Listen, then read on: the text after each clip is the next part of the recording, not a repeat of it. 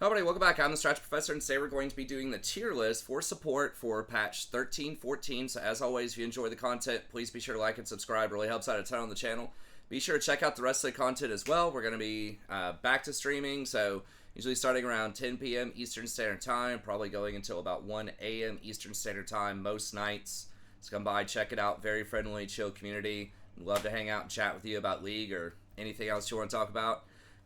Also recently just released the patch overviews. We'll talk about just a little bit of that here as it pertains to support, but if you want the full patch rundown and what I think about the new Emerald tier and all that stuff, be sure to check that out. I'll have that linked at the beginning of this video. And then I'm probably going to be adding in other tier lists as well. See if I can do one per day over the next, 4 or 5 days, just to give you guys some extra content. Okay, let's go ahead and get in here. So it's kind of hard to say exactly where the top end is going to shake out. I can say with confidence I think Rakan is going to be number one. You guys know I'm always going to say that, but they did nerf Rell and Milio pretty significantly, and their win rates have gone way down, and Rakan's has gone up, and he was already, I think, in S tier support. And some of the other ones, it'll be interesting to kind of see where they shake out. I think Maokai, especially because of his flexible nature, could be pretty strong. And then sorry, I see another cat out there that kind of looks a lot like my cat that I just lost, but there's no way. It's just another cat that kind of looks like it. I've never seen it around here before, but anyways, so we'll go through all of that. We'll talk about some of the changes because there have been some shifts since my last tier list. I know it's been a little while, and I apologize for that, for missing the last couple of patches, but we're going to get back on it, get back to consistency here. Okay, so let's start with some patch notes. So, speaking of Milio, this was the first relevant change directly for supports. I mean, obviously, if the meta shifts a little bit with ADC shifting and different junglers or top laners, like, all that can affect support, but let's talk about the stuff that jumps out to me as being some pretty obvious adjustments to the support ecosystem. Okay, so Milio has been pretty strong. We'll talk about him. I think he'll still be S tier, so I'll talk about him a little bit more once we get to him pretty shortly.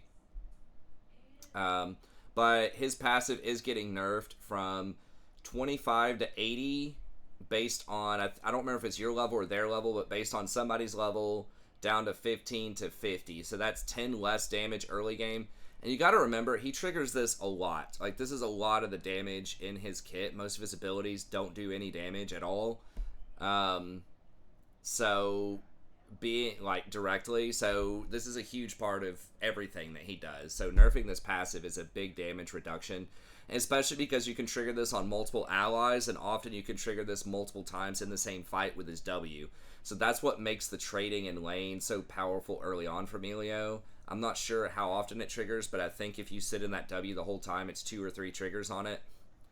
So that's like 30 less damage, on a trade at level 1.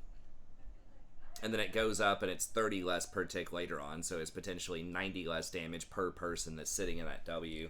And that doesn't even include his other abilities, right? In theory, you could put the W someone, double shield them, so that's 2 more times this could trigger, and then you've got your ultimate that could make it trigger again. You could kick your Q through your teammates and trigger it again.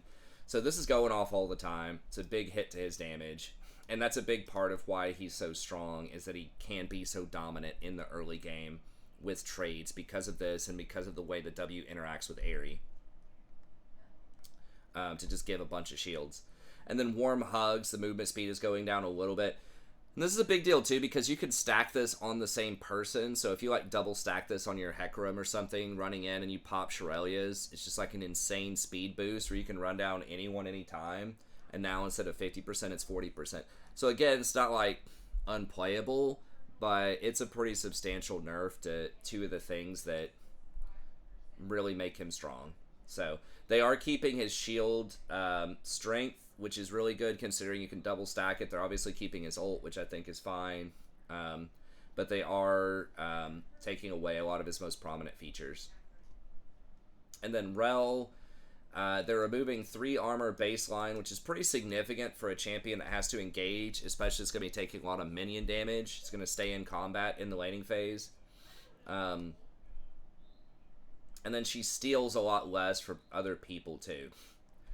And especially with her ultimate, you know, you're stealing a lot of these things pretty, like, frequently. And so overall, it's just going to make her a lot squishier. She still has the movement speed buff, which is pretty big for her and her allies. She obviously still has the really big knockup if you land it on everybody. Still got a lot of CC with her R. I think she's still, like, pretty low on the damage side, but pretty high on the CC side. They're just bringing her down a little bit in terms of tankiness. So now it looks like she's going to be, like, Nautilus-esque level of squishiness rather than someone like Leona, which is probably where she should be, because that's kind of Nautilus's thing too. Is he's squishier than some of the like mega tanks like Braum, Leona, Alistar? I'd say would be like, you know, the biggest tanks, but like Nautilus and Rell have a lot more CC and kind of utility than those tanks usually. And so they should be a little bit squishier to compensate for that. So that's what they've done. That definitely power her down a little bit. And then anything else is like directly relevant. I mean, this might make Xerath a little bit stronger. I'm not sure as support. I think he'll still be fringe.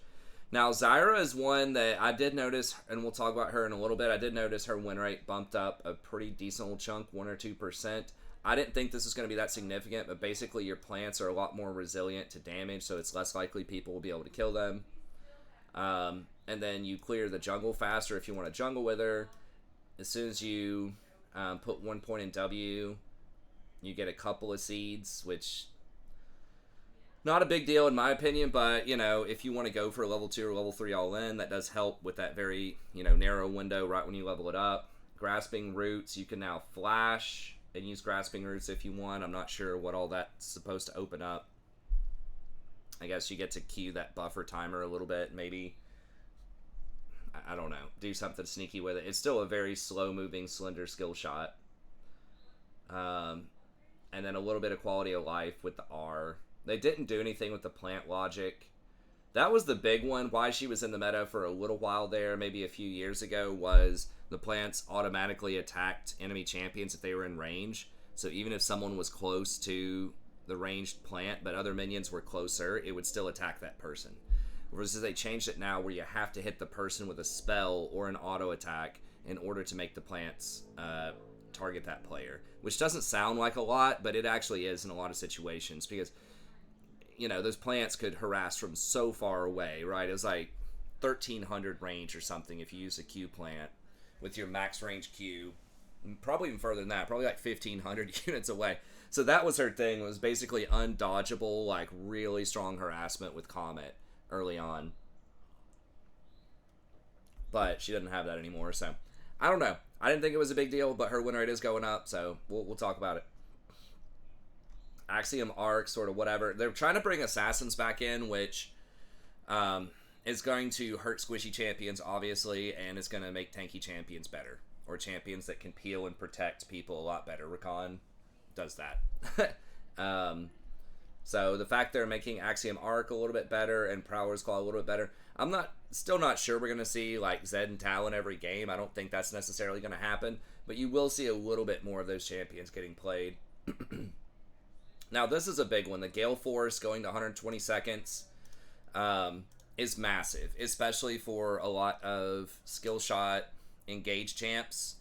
This is going to make them a lot stronger, because Gale Force has been kind of the go-to item, especially since they effectively nerfed Infinity Edge pretty hard by making it compete with Gale Force. Everyone wants that movement and that burst damage. It's just too strong. It has good stats on it, but you also get like a free flash that also does a lot of damage, like more damage than some ultimates in the early game. It's a preposterous design. It should either not have the dash, or it should do far less damage, if any damage at all. So they are at least increasing this. So this is going to put it on par with other ultimates, and with your ability haste with those ultimates, then you're going to have a window where you can actually hit the Gale Force person, a much bigger window. So like Leona, Bard. I know this has been something when I was playing Bard that's just so obnoxious, is when like every ADC has Gale Force, and then a lot of them have Flash too. Or like obviously they have Flash, but they have some kind of dash to go with it. So like Lucian will have a dash plus Gale Force. So this is just a lot better for engaged champs overall. And it's going to make it a little bit weaker, where, you know, people might consider something like Infinity Edge now. I don't know the exact breakpoint on this. They're saying that at full build, it's 3 or 4% more damage. The build path for Infinity Edge also sucks because it has like BF Sword, Pickaxe, and Crit Cloak in it. I think Gale Force still has Noon Quiver, which helps out a lot with CSing early, and the components are a lot nicer to build. So the back timings are way better on Gale Force. And yeah, I think, like I said, I think Quick Blades, maybe Gensu. I think the people who get Gensu are just not getting Gale Force to begin with. But there might be some champs like Zaya or something like that who likes Gale Force because that allows you to reposition and get your feathers. But you can also use Quick Blades because that just fits really well with your kit. So I don't know. I think it'll diversify the builds a bit. It's good, but overall, it's an upgrade for engaged supports. Randuin's, you're still not going to get it as support hardly ever. Shojin. Static Shiv getting nerfed a little bit. This is another one that could be kind of a big deal, and I'm not sure exactly all the trickle effects this is going to have, but I believe it will allow for more meaningful lane interactions where it's not just push and roam. So I'm not exactly sure who that favors, because like the just pushing and sitting there doing nothing kind of does favor scaling champs, because there's not going to be as much interaction, so you would think that would like favor stuff like Yuumi, Janna, Lulu, that type of stuff. So maybe not, because then you just can't interact because there are just no minions in the lane and everyone's just kind of chilling. Because usually most fights break out when someone's trying to last hit a minion, right? When they're trying to hit a cannon, usually that's one of the best times to try to engage on somebody, because if they dodge or engage, then they're missing the cannon, usually. So you make them pay a cost for dodging. So now that minions, if less people get Static Shiv, minions will linger around in the lane longer. I think that gives better opportunities for stuff like Nautilus, Rakan, Leona. All these engaged champs are going to have a bit of a better time. And these Static Shivs, I think, were primarily built on sort of scaling champs anyways, like your Kaisas, your Vaynes to help. I mean, it's kind of built on everybody. But this might be a little bit more of a return to some of those lane bullies that didn't necessarily want to get Static Shiv that much. So, like, your Jins, your Dravens, Tristana maybe. Things like that might be a little bit better, because now they actually, again, will have an opportunity to bully someone off of a wave. And they're not going to lose out on missing the Static Shiv. So, that's kind of a longer shot, like 3 steps down the line kind of logic, but I think that will favor engaged champs over scaling champs a little bit. And I think that's pretty much it that's like directly related. So let's go to the actual support tier list now. It's 13 minutes in, so sorry it took a little bit longer than I thought, but we'll try to get through this. Okay, so Rakan, as usual, number 1, but I think that fewer people are going to argue with him being number 1 right now. So like his pick rate is really high. Now it's early days, they're only like however many games, 16,000 games here. I don't know how many games total, but this just it's looking at 1.4 million games right now. So that's still a pretty big sample size, even though this patch has only been out for 1 day. I thought it was a dead game. How are there already 1.4 million games? But he's the 3rd most picked champion. Andy has a 53% win rate. Andy's one of the hardest supports to play in the game. I think he's 2nd probably to Thresh. So, I mean, Andy's being played all the time in Pro with a pretty high win rate, right? Like, Pro play is not the same as solo queue. And this was last patch. But even last patch, I would say he was probably the 2nd best support in Pro. 54% win rate, 3rd most played. Only Rell was higher. So he's really, really good. I don't know if people, you could argue, is he number 1, 2, or 3? I don't know. I have him as number 1. I could see someone putting Rell above him. But especially after the nerfs, I still think he's probably going to be a bit better. So, like, what's up with Rakan? What are people doing on him now? Well, I play him all the time on stream. So if you ever want to know, like, my current thoughts on him, definitely come by the stream and hang out and talk. I'm basically a Rakan one-trick. I have been for years, sort of. I'd say 70% of my games are more Rakan for the past, like, 5 years or so. One thing that I've noticed, and I've messed around with almost everything you can do on Rakan that seems even remotely viable over the years and through the patches. I do think that Shirelia's is the way to go. I know that's kind of like generic and maybe sort of boring, and I have tried out these other ones. There was a hot minute there where Radiant Virtue was very good, but they've nerfed this so much where it just doesn't feel like it does as much healing.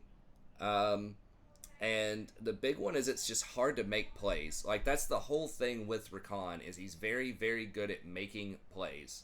So obviously just straight up you're facing people down, engaging, but his real strength is counter ganking, right? I think because he has that shield where he can just come in out of nowhere and shield somebody and just completely turn the fight around, just like flip the table in that fight. So he runs in, shields, W, knocks somebody up, Q them, get a little heal in there. You've got your other shield, and then they're trying to run away. They're like, oh crap, somebody's here, and then you just Shirelias and run them down and kill the rest of them, right?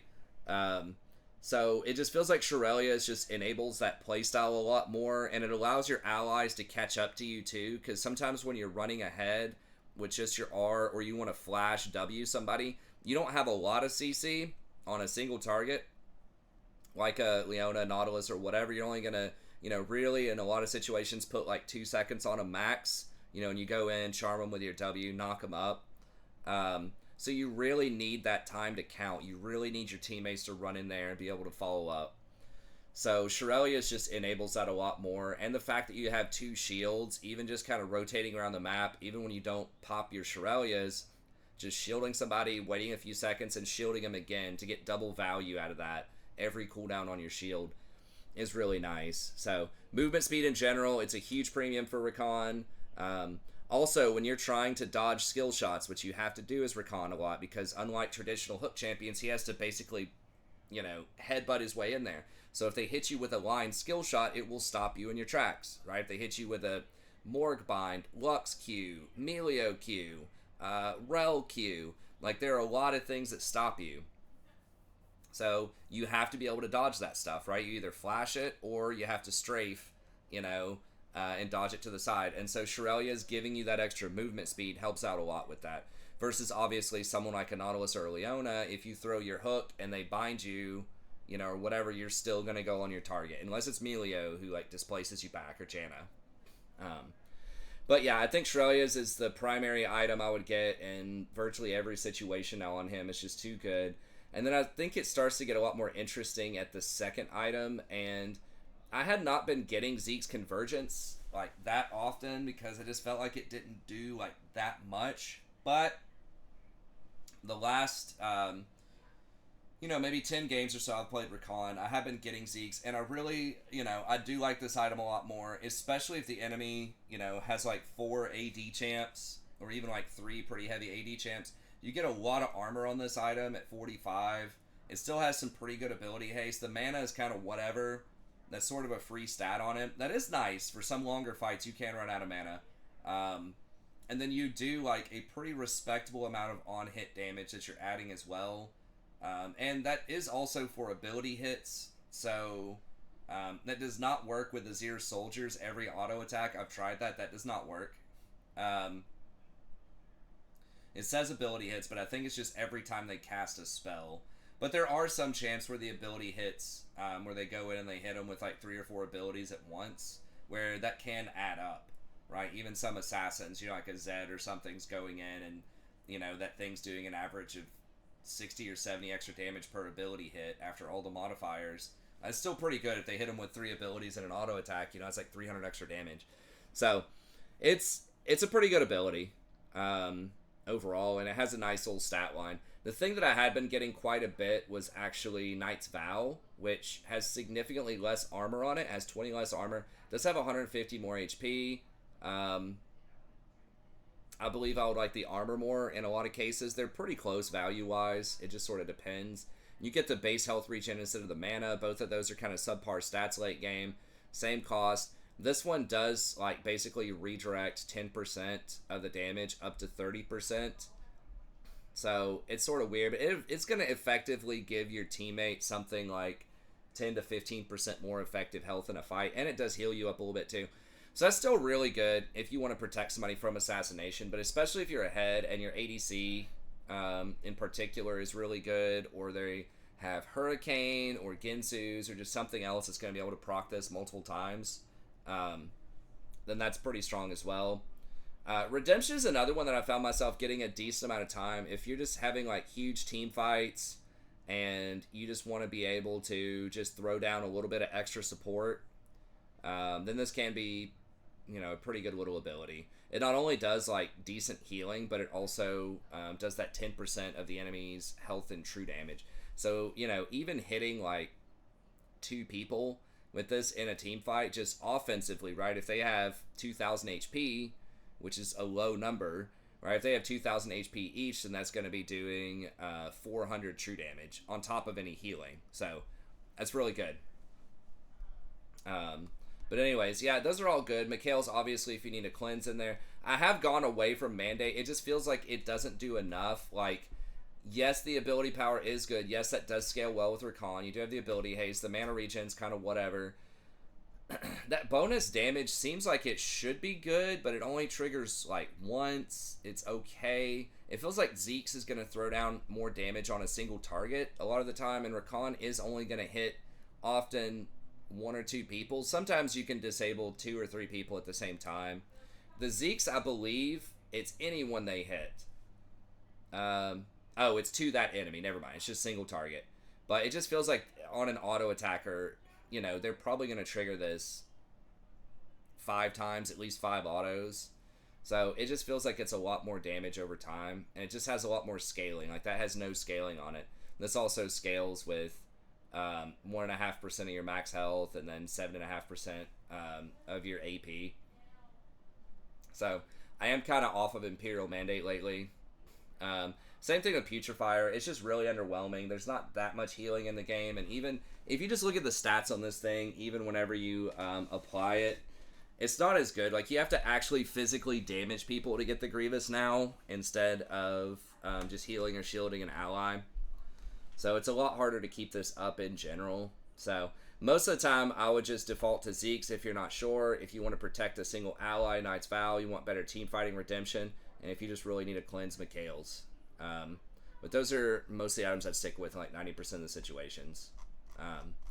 Okay, so yeah, Rakan still really good. Other champs here. So Rell, we talked about the nerfs. I did play Rell a decent chunk last patch. I mean, not a ton, but probably like 10 games or something. Where I was trying her out on the Smurf, and she was a lot better than I thought she was going to be initially. So the few things that I kind of noticed about her, number one, that movement speed thing is really good. Like, this E is better than I thought because the range is so far. It's like 1100 range or something that you can cast this. So even just buffing up an ally, it lasts for 3 seconds. Just buffing up an ally, on the other side of the screen for 1100, and then you're moving like twice that speed, like 30% running towards them, is really nice. You do get a little bit of extra damage, which is cool, but that is handy. The Q also breaks shields, which is really nice. So especially if Sterix is going to come back in, if some bruisers are going to get Sterix a bit more, that's great. Obviously, against someone like Milio, if they try to double shield somebody, Morgana's Black Shield. Like, there are a lot of annoying shields out there that you can get around with that Q. And that stun is pretty nice. Like, it does stop a lot of mobility if you time it correctly. Can be pretty handy. Then you still have your standard kind of crash down. Obviously, if you hit that, that's really big. You get that knock up, extra shield, extra damage. But one downside I've noticed, as with most engaged champs, is if you miss that W or they flash or dash out of it, and it is very, very predictable when you're going in, unless it's out of a bush or something, you're still extremely vulnerable. Yes, you do get a shield. Yes, you do move a little bit faster than you used to, but you're still kind of a sitting duck in all these situations. Now, like charging in with your lance and flipping them behind you, I think that one's almost a little bit of a safer engage, because then at least you can kind of run away if they flash or dash out of it. And there's like, or you can just flash on them and flip them, right? It's an auto attack, so even if you're in that animation and they move, they're still going to get stunned. versus the crash down is, you get nothing. Or they can knock you out of it. So the popular matchup into this in pro play is Alistar, because whenever Rell tries to jump in, he just point click W's and his headbutts are out, and that's it. And she's kind of worthless. But you can do those knockbacks with Milio. You have to have the right angle with Milio. Even Rakan, if you can time it right and knock her up when she's like about to come down, you could stop it too. So she is good. The R is pretty close range, but it does hold people together a lot. So she does have a lot of CC. That movement speed is really nice. You've got obviously the shield breaking. And then most of the time you just want to go with Even Shroud. Now this says Aftershock. I think a lot of people are also digging Glacial with her. Don't do Glacial on Rakan. I think you're just too squishy personally. But a lot of people are doing Glacial on her. And that also gives you Hex Flash for a little bit of extra just mobility, ganking, and stuff like that when you're moving around the map. So yeah, I think she's still going to be pretty good. A lot squishier. But in kind of shorter range than something like Nautilus, but I think maybe has a bit more CC if you chain it all together. If you hit your Q, then you hit the crash down, then you ult them, and they stay in the ult the whole time. It's a very similar amount of CC, I think, but it is shorter range, and I believe there's quite a bit of enemy sort of interaction with it. But she can feel really oppressive if she gets ahead, in those situations. Okay. Next up, this is Milio. This doesn't have the little thing for Milio here because they stopped updating it. I just haven't found a new one yet because whatever. But the little ghost thing is Milio here. So his win rate has fallen like astronomically. I think he's in solo queue at 50 or 46% right now. Yeah, and I think he was at 50% before, so it's looking really rough, but I tentatively still have him in S. I mean, maybe that's too generous. We'll see. I could definitely see an argument bumping him down a little bit. But he still just has a really good kit. I don't know, like, what's that shit? I guess the shield's at 140. It's just not insane. It's okay. I don't know. So what makes Milio strong is, like we talked about near the beginning of this video, his passive just giving a lot of free damage on pretty much every ability that you use. And so early on, you just put down your W. And this is really curious. They don't recommend getting W until level 3. That's kind of crazy to me. But you throw down your W, and yes, it only gives the attack range here, but it also gives like a pretty good heal over time. So it's 70 heal for you and an ally in the early game. And it also applies fired up every 3 seconds. So I think there's an initial one as well. So you get basically 3 ticks of fired up on this. And then you also get 2 or 3 ticks of Airy on this on your ally if you take Airy. Because Airy, every single pulse of that heal is going to check to see if Airy will heal them. So that is a lot. So you're getting effectively whatever areas in the early games, like 60 shield, 30 to 75 with some modifiers. Okay, so to say like really early game, 35 or 40 shield, but you're getting it 2 or 3 times on top of 70 healing for 2 people, on top of like extra range for both of you, and triggering like this extra W damage. So it's really, really good at trading in the early game. If you drop this down, and especially if you have your E and you throw like a single or even a double E, there's just nobody that can trade with you. Like a range trade. Obviously, if like, Leona, Tristana jump on you or something, yes, they can trade on you. But most champs, unless it's like a hardcore all-in, are not going to be able to trade with you early.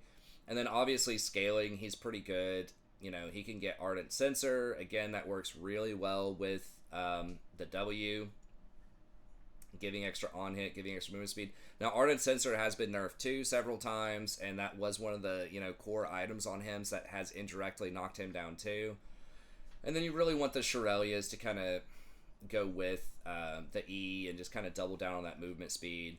But he still has a lot of protection, like really good trading early, and then if somebody tries to all in someone on your team, You can drop that W for the healing, double tap him with his E for a 280 shield, and then pop your R, for a 250 heal. So it just feels really, really hard to burst somebody through this. And not only does it remove the CC, but it pretty much makes them immune to CC for 3 seconds. Like, it's pretty close. I don't know if that 65% tenacity stacks multiplicatively or additively with anything else they might have as far as like Mercury treads or whatever, but your team's not getting locked down after that effect. So I still think that has the potential to be really good. I know that personally I hate playing against him as Rakan. This Q is also very good against Rell and Rakan, most engaged champs, because it's got that pushback mechanic on it, the displacement. So even against stuff like Leona that can go through like a Lux Bind, if you both hit at the same time, this is going to push you back in your tracks, kind of like a Janna Tornado. So I still think he'll be pretty good. The win rates say otherwise, but I would still have him up in at least A tier. Okay, so I think a lot of people will probably still have these three up here. It's possible those could change a little bit. There aren't that many like big standouts in terms of win rates right now in the support role. If we look at PBI, obviously you've got Rakan up there. Rell is still at like 52, which is pretty good.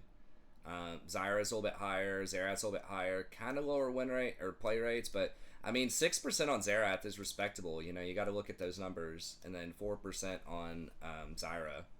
But then Maokai's another one who has 53%, and when I clicked earlier, it wasn't showing me like. Yeah, his page just doesn't want to load for some reason. But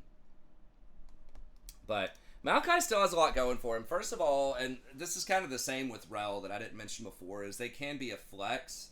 Now, I don't know how many people are actually going to play Rell in the jungle and how strong she actually is. I haven't looked at win rates on that in solo queues. She seems like not a great solo queue like jungler. She's doing pretty well in pro. Not picked a ton, but like a little bit. It's like top 10 or something. But with Maokai, he is one of the top junglers right now. I don't think he's been nerfed a lot, and he's just very flexible. And I've always kind of liked Maokai's support. It's just like, is there going to be like a build that's good on him? Because he's just kind of goofy the way that he works. So he can obviously go AP, where you're getting like demonic. I think Leandri's is a little ambitious probably for support, but like historically you could go like Mandate into demonic, although Mandate is not a mythic anymore, so maybe you would just go Leandri's. So you can go that AP route. I know that a few patches ago they changed that to where the seeds, I think, got nerfed quite a bit. I can't remember the exact numbers on it, but the damage on the seeds got nerfed. So I think that the tank version is probably the better version, and I think it has had a higher win rate for a while. Obviously, Even Shroud's going to be very good because he has a lot of different pieces of CC. His ultimate is hard CC. His Q, that knockback, counts as hard CC. His W is hard CC. So he has several pieces of CC that are very difficult to dodge. And then the seeds do less damage, but they're still free scouting, basically. They're still free wards. So even with just 1 point in the seeds, it can give you a lot of extra vision control around objectives. So I imagine his build would probably be something like Even Shroud, and then either Knight's Vow or Zeke's, like just your standard tank kind of build. You probably still want Aftershock, I think. Although if you're kind of hanging back a little bit more and just sort of like using your ult and then just kind of peeling, maybe Glacial could be a little bit better. He does have his own heal in the laning phase as part of his passive, so he doesn't need stuff like Font as desperately as something like Nautilus or Leona, and they still use Glacial too. So he's an interesting pick overall. Again, you have a lot of kind of very difficult to avoid pieces of CC. He is somewhat squishy. He doesn't have any self steroids, so to, buff him up. He does have that heal, but he doesn't have, like, any armor buffs or HP buffs or whatever. Shields, like Nautilus or Leona. And he's short range. So, like, his engage, especially without his ult, is very sus. So it is kind of hard to make plays on him because his W, I think, it's point click, so it's really hard for them to dodge. But at the same time, it's also, like, 500 range or something. So he's almost kind of relegated to peeler tank with an ult that can engage, sort of, right? Like, they can body block the Bramble, with a tank that has Mercury Treads or something, and everyone else hides behind him. So it's just kind of quirky what all he does. You can also displace, too. If someone's trying to jump in, you do that Q. Has to be really close to you, but you can push them, back, kind of like a Milio or a Jana Tornado. So you can, like, knock Rell out of the sky if you're standing right on top of your ADC and they try to jump on you. It's a lot harder to do. You can also go untargetable with your W. So I'm not sure if that, like, you can reset tower shots with that. I think you can. But you can dodge things like Karthus ults if you do it perfectly. So there's a lot of, like, really high skill cap, like, niche situations that he can do with his Q and his W that are, like, pretty cool. But yeah, Dead Man's Plate is another item that was really popular on him to try to help him roam around and make plays a little bit better. I'm not sure if that's still kind of the thing where people want to be, but that's an option too. So yeah, Maokai sort of peeler tank, lots of CC, but just like really short range. Okay, you got Nautilus, the classic. Everyone knows Nautilus. He's been a staple of the meta, basically as support since like season 7 or something.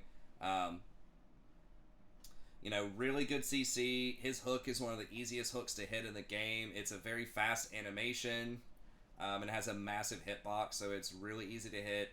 And then, of course, your ultimate also, it's just going to hit. If you get in range, you press R on him, and it's a pretty big range. It's like 800 or 900. Then it's going to hit him, right? Unless they have stopwatch or, like, maybe they dash over a wall or something. It's still going to hit him, but it's just really, really hard to play around that missile. And even if people try to body block it, you can't body block it. It's just going to knock up everybody. And that's the thing. If you aim for the backline in a fight as well, if you can get close enough to target the backline, it's going to knock up the entire front line too. So it's a lot of CC, very high probability. You're going to do some meaningful CC in fights.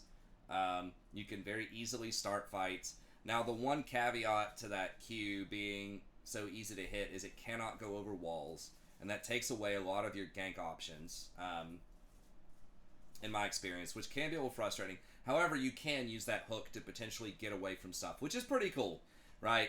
If you throw that hook midair and then they hit you with some kind of CC and then your hook hits, it'll still pull you out of it. So if you buffer it and time it right, there are a lot of interesting escapes you can do with Nautilus. So he's a cool champ. The other downside, I think, to Nautilus is that he's pretty squishy compared to a lot of other tanks. Now, I think maybe maxing Q and then W second. I used to be a really big fan of maxing E, just because it does give a lot more damage and it has better wave clear than some of the other ones. But the hook does give you more uptime on that hook, and it does give you a lot more upfront damage. Now, he has really good AP ratios too on his Q, his R, and his E. But there's just not a lot of great support items that give you AP and tankiness. I mean, obviously, like Demonic, but it's expensive. Now, you can also do Glacial and Even Shroud, and that's going to give you a little bit more utility as well. So, I don't know if you want a hardcore frontline with him. I think you just want to hit an important target with CC if you can, and then just kind of like back up and wait on your cooldowns. You do get a lot of benefit off of just auto attacking, right? Because you do apply roots on your autos, which are nice. And like your E can do pretty consistent damage, but you're so squishy without that shield. So it looks like Even Shroud is the best, like, by far. That has a good sample size. Looks like Righteous people do that too. I mean, that, it doesn't have a big sample size, but that I could consider that on him because he has pretty high base health. And you do really kind of need that extra healthiness whenever you go in there. But you kind of want to kill people when they're CC'd by your missile as well, and when you hit them with the hook, and even Shroud's going to let that happen. But so those are kind of the only two I would consider. And then after that, it's just your standard Knight's Vow, Zeke's, whatever you need. Going from there. And then it's looking like EQW, which is what I think I used to do EWQ. I can't remember.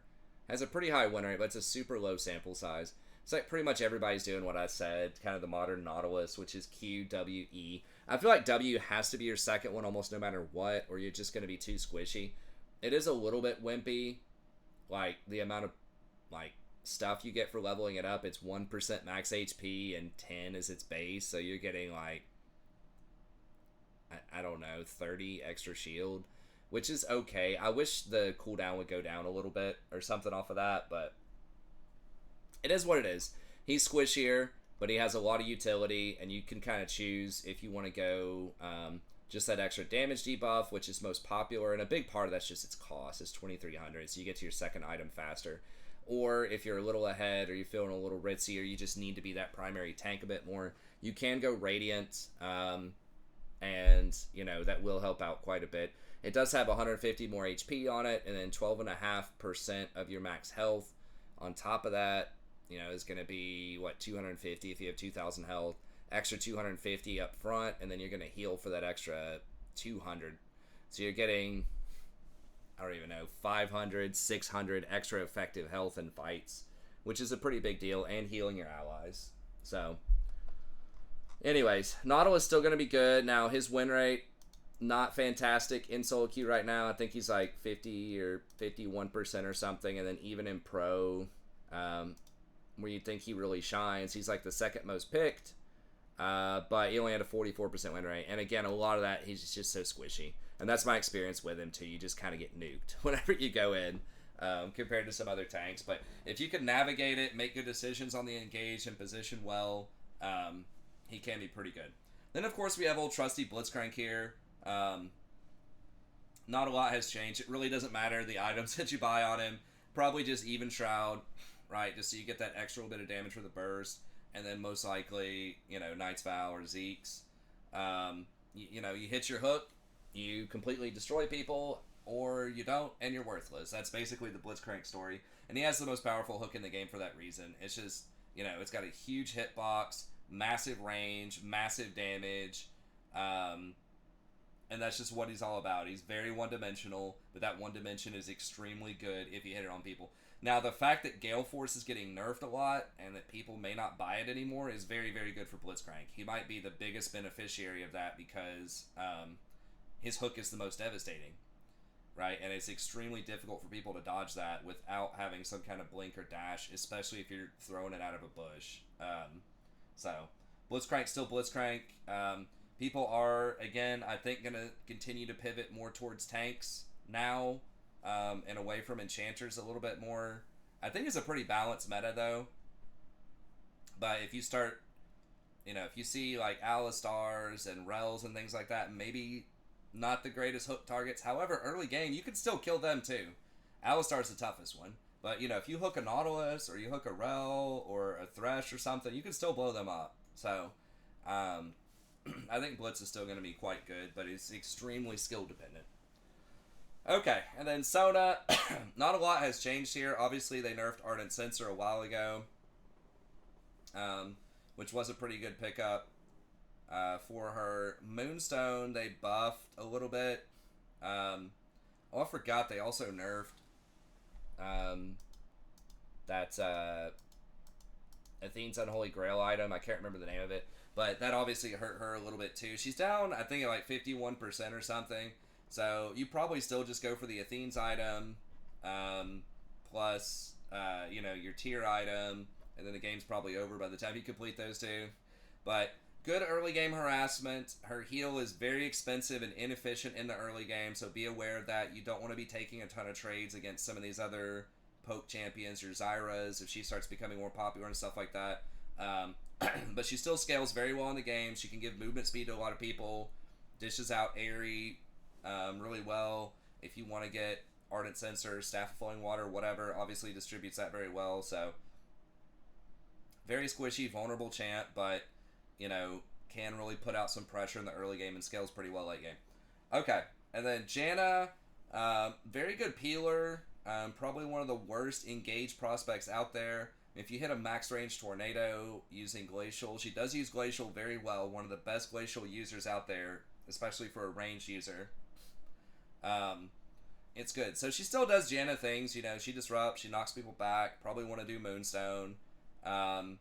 It's just her cooldowns are really long in the early game, and she has some of the worst potential to make plays in the game. Yeah, you can flash and knock them back with your R. There's some mean plays you can make with her, but really, really bad at engage. And in my opinion, in solo queue, you're really leaving your fate in your teammates' hands. And if you're a gold person trying to get into platinum, and you're counting on other gold people to make the decisions that are going to get you into platinum, I don't feel like that's a good place to be, because they're gold people, they're going to make gold decisions, you're going to stay in gold. That's kind of my opinion. Obviously you can, that's reductive, you can still make it just based off of how strong her stats are. And that's how I feel like it is on a lot of enchanters. You just kind of you don't have the decisions, but you increase the stats and just the combat power of your team. So it's I guess the thought process is, even if your team's not making great decisions, they're just going to be able to bulldoze their way through those decisions because you're going to give them a lot better stats than the enemy team, basically. So I, at this stage in my evolution as a player, I would rather be the one making those decisions, even if it means that I have less stats, because I feel a lot of the times most games are won or lost based on engaged decisions. Rather than how many items or stats people have. I've seen so many games thrown, and I'm sure you guys have too, where a team's up a ton of gold, they have more items, but they just walk somewhere where they don't have vision. The enemy makes a pick, gets Baron, makes a couple of plays, enemy team starts panicking, make a couple more plays, and then it just kind of snowballs from there. So a lot of it feels like it's just decisions and exploiting mistakes the enemy's making. And Janna's just not good at doing a lot of those things. So she almost always has a pretty good win rate, 51, 52%, but those are just my current thoughts on that. Okay, and then these champs are still pretty good in some situations. I could definitely see an argument for putting maybe Alistar or Braum up in tier 2, just because they are kind of popular in pro. I think that style of champion is sort of coming back. Alistar can obviously make plays. He has an extremely good matchup against Rell. He could have a good matchup against Rakan. I personally don't play against that much. I don't play against high-level Alistars. But in theory, if you're going in with your W, if he matches your W with his W and just headbutts you out every time, that would be extremely annoying. Or even worse, he's standing next to the ADC, you try to go on him with your W and he Qs and knocks you up, and then, does the bumps you back the other way. That could be a big problem too. I think his E just takes too long to get off. If they made that instantaneous, where you roar and then your next auto attack stuns, I think that would instantly make him A or S tier. It's just the fact that you have to stand on top of them for 1.5 or 2 seconds is kind of goofy, and it doesn't even apply a slow. Even if it applied a 20% slow to everyone around him when he does the pulverize, maybe that would be enough, but it just feels like it's a lot jankier to apply all of his CC, and they took a lot of damage out of his kit a long time ago. Or if you got a kill or an assist, then it resets your ultimate or something so that you could just, tank even more in fights. Or extended it by a couple of seconds. I think he needs just a little bit more, but he can still be really good. I know we have a regular, sorry I'm blanking out on the name, but a newer regular who's been coming on, who recently got to Masters, pretty much one-tricking Alistar, so he's definitely really good, and I respect it. But yeah, I don't think there's anything that crazy as far as itemization with him. I imagine it's probably just going to be Even Shroud. I mean, most tanks, with the exception, Rakan's not a tank, but most engaged champs are going to want to just do Even Shroud, probably. Okay, looks like it's not going to show me him either, but it's probably your same thing. Even Shroud, and then either Knight's Vow or Zeke's. And then Braum, I like Braum. I would like to play Braum a little bit more. It feels like he might need a little bit of a nudge, but he is pretty good in pro right now. Like, he's 52%, fifth most picked last patch, and they did just nerf two of his biggest competitors with Milio and Rell, so probably only go up a little bit from there. Braum does have a hard time like making proactive plays. If you have someone near you and you hit the enemy with a Q, like it is likely you're going to be able to follow up and do something with that. Also, obviously, you can use your R for that. He just has like weird interactions with very popular runes and items that aren't great because he doesn't have a lot of point click like hard CC. They could fix this easily, like if the Q just applied an initial stun for a small amount, even if it's just like 0.25 seconds, and then a slow. That would be a lot better because then you could instantly, you know, stop channels, and you would be able to instantly apply something like Aftershock, Glacial Augment, Zeke's. Like, there are a lot of things that other tanks easily apply that he doesn't, just because almost all of his abilities are just slows, except for his ultimate. So that's the, you know, big thing this day and age, is his itemization and his runes are weird compared to most other tanks, or he does not get like good value out of them. But his kit's awesome. I mean, the shield's very good, especially against range. I love that he has the mobility that he can jump to allies. I wish they'd make it so he could jump to allied wards, kind of like Lee Sin. That would help out a lot with moving around the jungle and warding, because he doesn't have any speed up, so if he's trying to ward, he can get into a little bit of trouble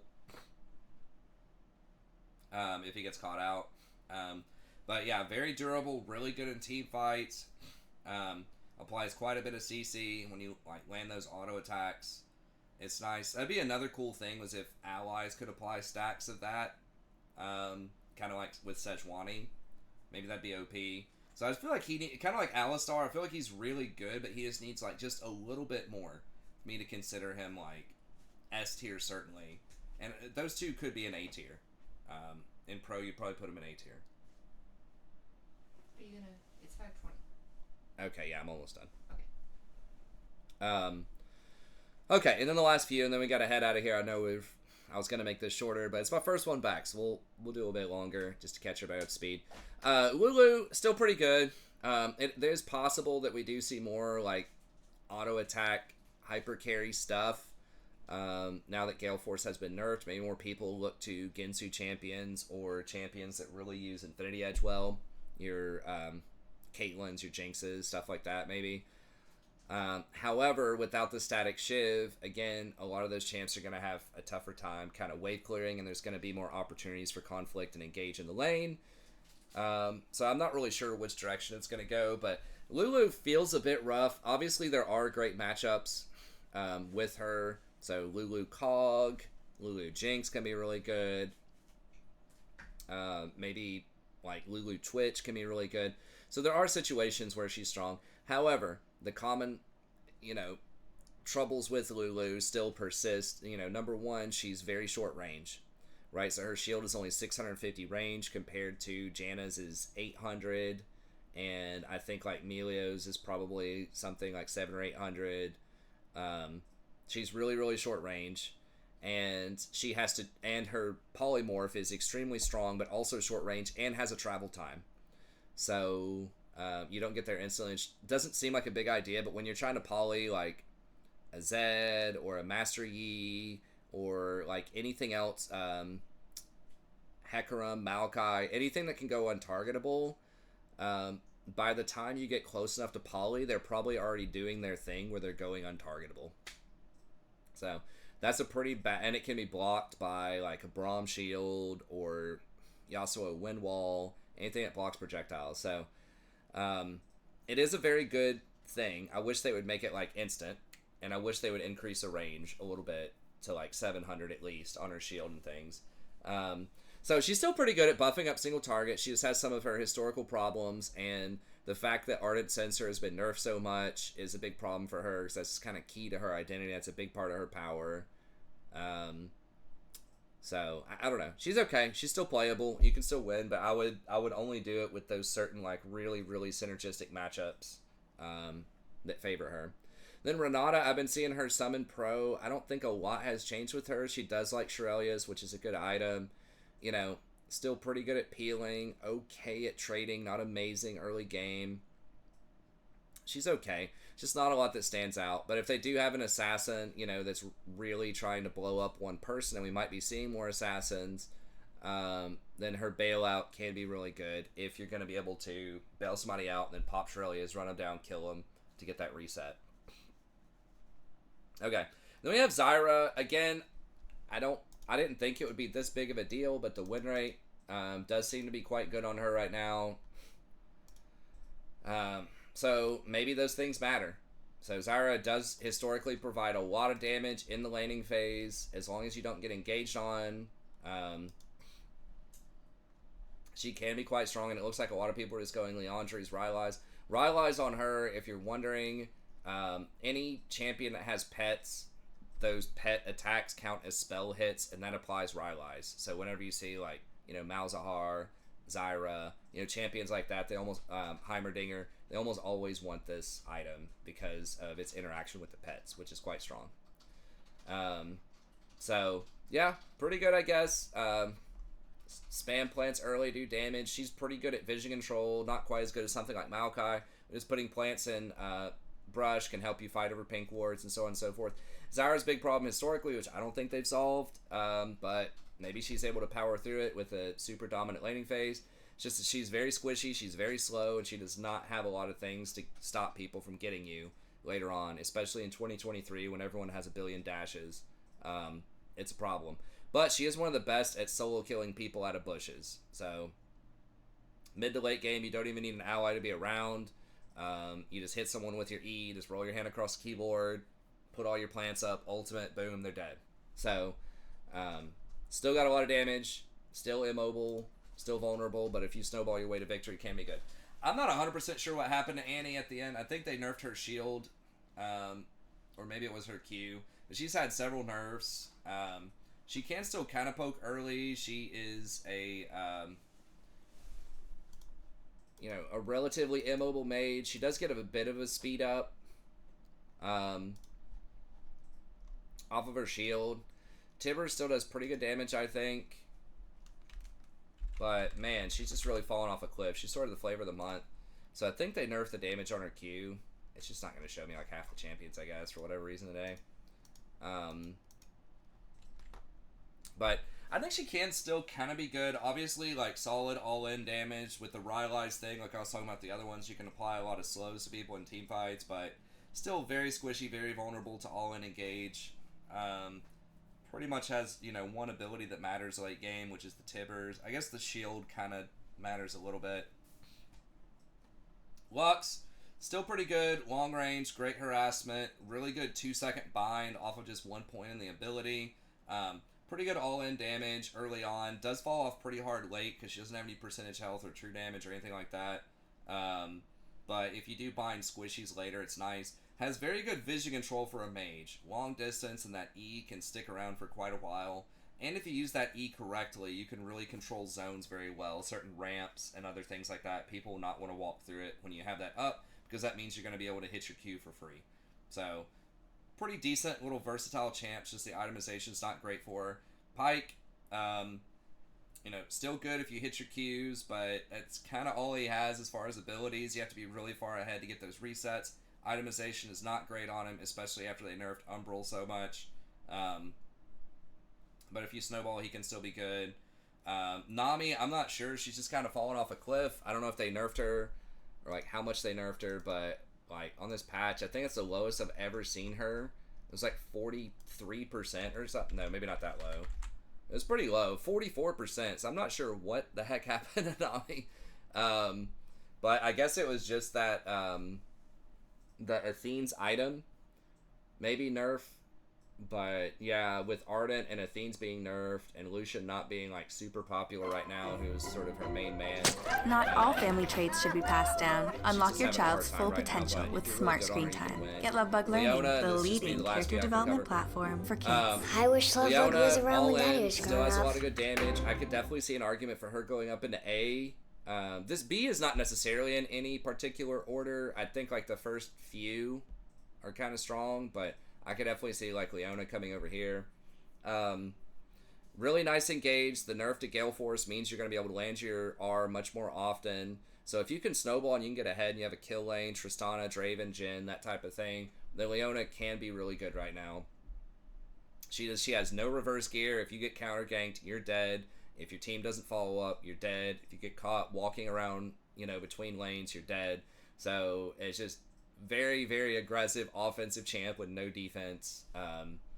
But if you can use that to your advantage, it's great. Senna, I haven't seen her in quite a while. I think the itemization is sort of rough on her. It's getting kind of weird there with what she was building. So I'm not sure what she's into these days. Obviously, I haven't played a ton in the last couple of weeks between the vacation and kind of the, tragedy last week.